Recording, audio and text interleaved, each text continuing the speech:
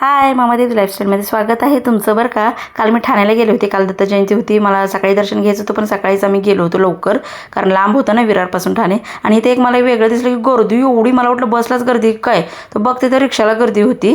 ठाण्याला जे राहत असेल त्यांना माहीत असेल, भरपूर गर्दी रिक्षाला. आणि मग फायनली विरारला आम्ही 10 वाजता पोचलो रात्री. मला वाटलं मग सगळं झालं असेल वगैरे, पण प्रसाद वाटपाचं अजून चालू होतं आणि मंदिरसुद्धा चालू होतं. म्हणजे बाहेरची लाईन गर्दी कमी होती आणि गाभाऱ्यात होती फक्त. आणि मस्त असं स्वामींचं दर्शन घेतलं. बरं वाटलं, खूप समाधान वाटलं, सगळा थकवा दूर झाल्यासारखं वाटलं. आणि असं थंड थंड वातावरण होतं.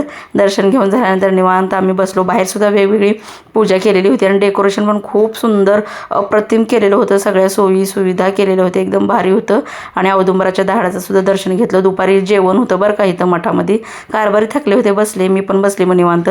मग चला म्हटलं आता प्रसाद घेऊया. प्रसाद घेऊन शेवटी आम्ही निघालो. तुम्हाला सुद्धा दत्तजयंतीच्या खूप खूप शुभेच्छा बरं का. चला भेटू पुन्हा नेक्स्ट ब्लॉगमध्ये.